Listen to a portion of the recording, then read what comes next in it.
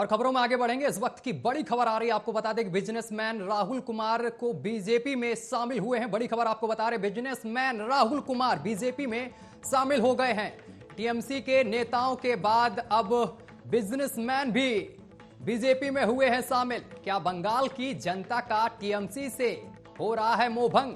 इस वक्त की बड़ी और अहम खबर आपको बता रहे हैं।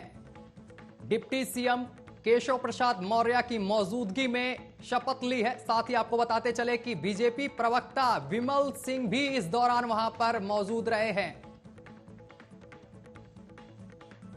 इस वक्त की बड़ी और अहम खबर आपको बता रहे हैं, राहुल कुमार बीजेपी में शामिल हुए हैं।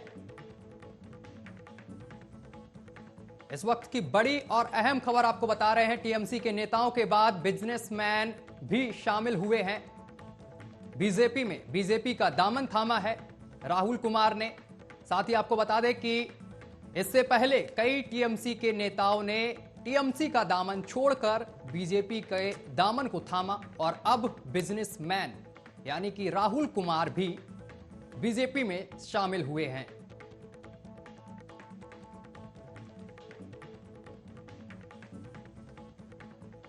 और बिजनेसमैन राहुल कुमार भी अब बीजेपी में शामिल हो गए हैं। इस वक्त की बड़ी खबर बता रहे, टीएमसी नेताओं के बाद बिजनेसमैन ने भी यहां पर शामिल हुए हैं। बिजनेसमैन राहुल कुमार ने आपको बता दें कि बीजेपी का दामन थामा है।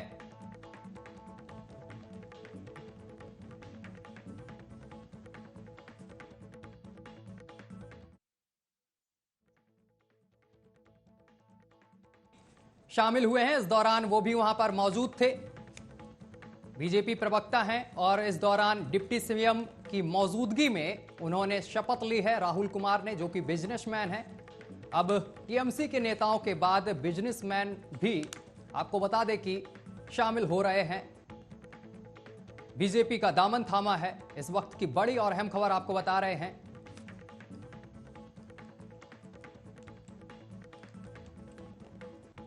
डिप्टी सीएम की मौजूदगी में उन्होंने शपथ ली है। बीजेपी प्रवक्ता विमल सिंह इस दौरान वहां पर मौजूद थे और बिजनेसमैन राहुल कुमार बीजेपी में शामिल हुए हैं। बड़ी और अहम खबर आपको दे रहे हैं, बड़ी जानकारी आपको बता रहे हैं। टीएमसी के नेताओं के बाद बिजनेसमैन भी अब शामिल हुए हैं। क्या बंगाल की जनता का टीएमसी से हो रहा है मोहभंग? और हमारे साथ तमाम बातचीत करने के लिए वरिष्ठ पत्रकार धनोज कुमार जुड़ गए हैं। सर, आपका आर्या न्यूज पर बहुत बहुत स्वागत है। बहुत बहुत धन्यवाद। धनोज जी, एक बार अब जिस तरीके से टीएमसी के कुछ नेता बीजेपी का दामन थामा था, अब बिजनेसमैन राहुल कुमार ने भी दामन थाम लिया है बीजेपी का, किस तरीके से देख रहे हैं आप? इरादे नेक हो तो मंजिल मिल ही जाती है जी। चुनाव के वक्त मिल जाए तो चेहरे पे खुशी छा ही जाती है।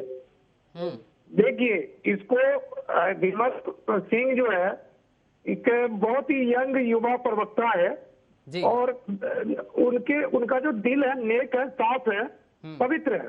वो जब भी बातें करता है, क्योंकि हमने कई बार डिबेट उसके साथ किया है, हमारे सवाल से विचलित होता है, लेकिन जब बात करते हैं बंगाल में और जिस तरह से उसके नेतृत्व में कुछ ऐसे टीएमसी के लीडर जो टीएमसी में परेशान थे, टीएमसी में जो दुखी थे, टीएमसी में जो असंतुष्ट थे, तो ऐसे तमाम लोग जो विमल सिंह के नेतृत्व में भाजपा का जो झंडा उठाया है, तो ये बहुत ही काबिल तारीफ है और टीएमसी के लिए नुकसान भी है।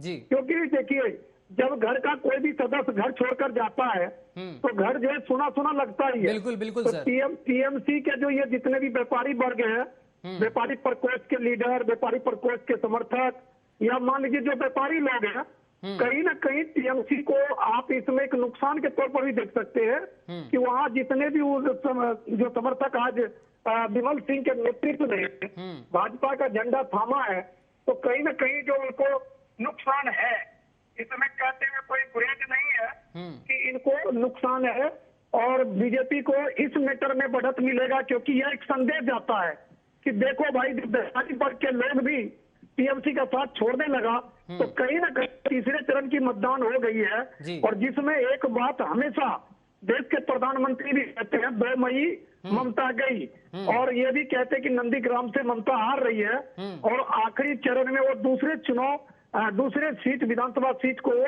ढूंढ रही है, सुरक्षित सीट को। तो ये कहीं ना कहीं जो है ये राजनीति में एक बहुत बड़ा संदेश होता है कार्यकर्ताओं के लिए, दोनों पक्ष के कार्यकर्ताओं के लिए। बीजेपी का मनोबल बढ़ा हुआ है और टीएमसी का मनोबल गिरा हुआ है, इसलिए गिरा हुआ, अगर नहीं गिरा होता तो इतने भी व्यापारी वर्ग इधर नहीं आता। तो ये मैं विमल सिंह को बधाई भी देता हूं, साथ साथ मैं कह सकता एक पत्रकार होने के नाते कि टीएमसी को ध्यान देने की जरूरत है। टीएमसी इस तरह से अपने कुनबे को अगर नहीं संभाला तो वाकई प्रधानमंत्री मोदी जो कहते हैं 2 मई दीदी गई, तो वो बिल्कुल जो है सार्थक होगा, सत्य होगा। जी धनुष जी, जिस तरीके से टीएमसी के कई दिग्गज नेता जो थे वो बीजेपी में शामिल हुए, शुभेंदु अधिकारी, और इसके बाद जिस तरीके से वहां के बिजनेसमैन हैं जो वो भी अब शामिल हो रहे हैं, बीजेपी का दामन थाम रहे हैं, ये कितना लगता है कि बीजेपी के लिए कितना फायदेमंद साबित होगा? देखिए जनाब, ये तो फायदेमंद है ना, फेरिस्त में बता रहा हूँ। आपने 1-2 नाम गिनेंगे, 60-70 है बड़े बड़े नेता।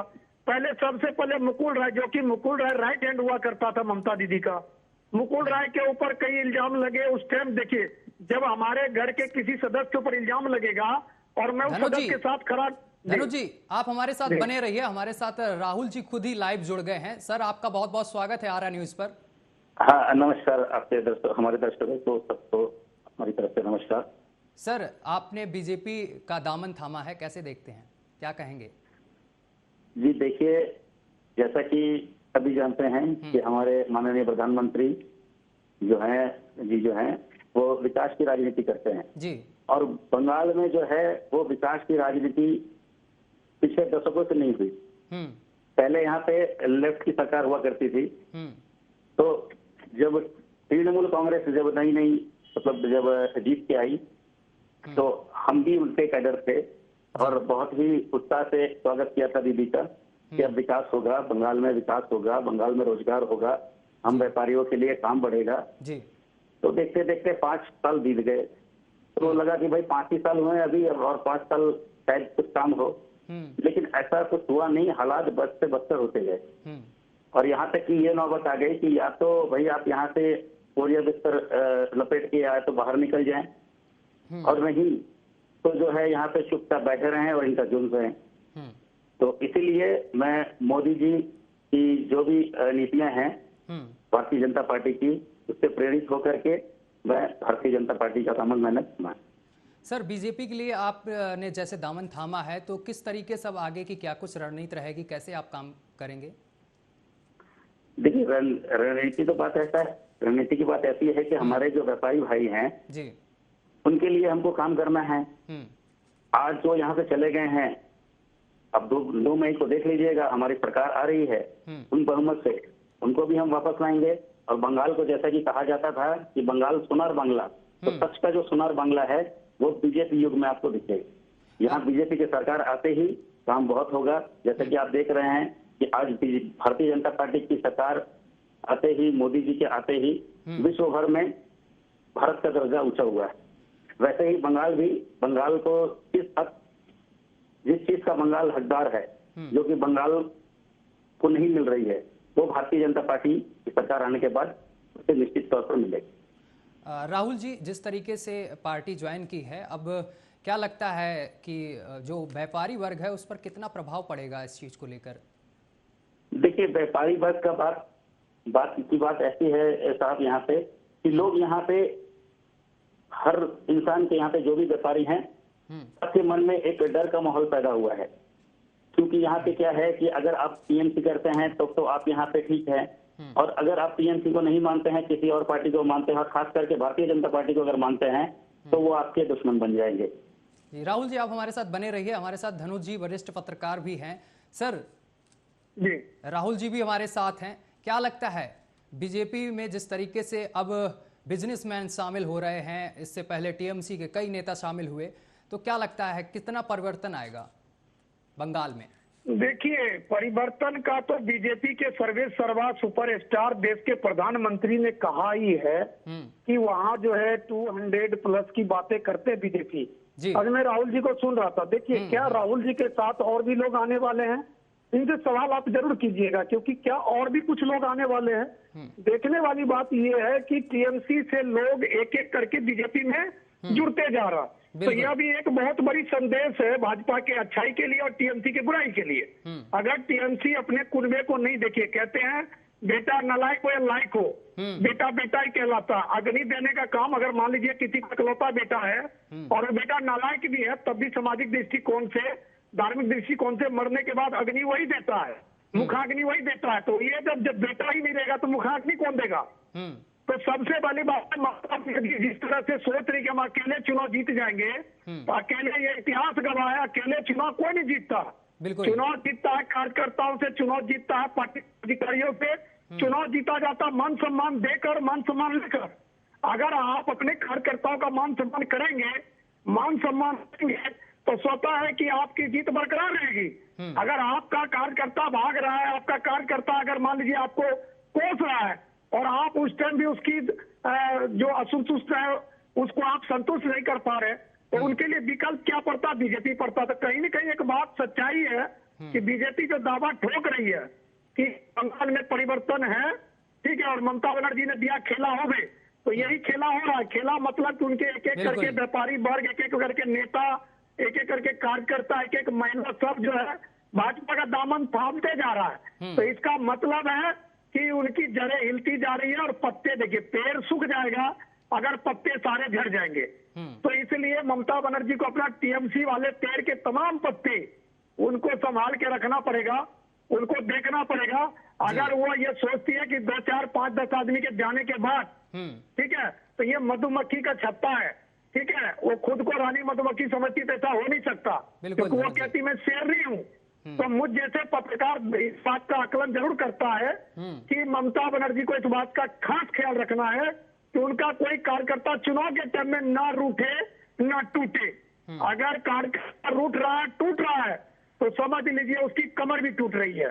और टीएमसी की कमर टूटने का मतलब है कि बीजेपी का जो कमल है उसका खिलना तय है। जी धनुष जी, अरे राहुल जी हम आपके पास आना चाहेंगे। राहुल जी, जिस तरीके से आपने बीजेपी का दामन थामा है, क्या लगता है और भी व्यापारी वर्ग बीजेपी की तरफ रुख करेगा? जी, बहुत ही व्यापारी वर्ग सब तैयार ही बैठे हैं। बस क्या है कि हिम्मत, थोड़ी सी हिम्मत की जरूरत है उनको, क्योंकि उनको धमकियां मिल रही हैं। उनको जो है मतलब भाजपा के नाम से डराया जा रहा है जी। और यहाँ पे बस खेला होवे। आप एक बात बताइए, लोगों को क्या चाहिए? खेला चाहिए या उनको विकास चाहिए? विकास। भारतीय जनता पार्टी कहती है, मोदी जी कहते हैं विकास होवे, और दीदी खाली कहती है खेला होवे। खेला करके तो नहीं चलेगा। काम अगर जहाँ नहीं होगा, रोजगार नहीं होगा, तो खेला कैसे चलेगा? बिल्कुल। लेकिन विकास होगा तो रोजगार भी मिलेगा, आय भी बढ़ेगी, तो ही तो काम होगा। बिल्कुल बिल्कुल सर, दोनों मेहमानों का हमसे बातचीत करने के लिए, चर्चा करने के लिए बहुत बहुत शुक्रिया।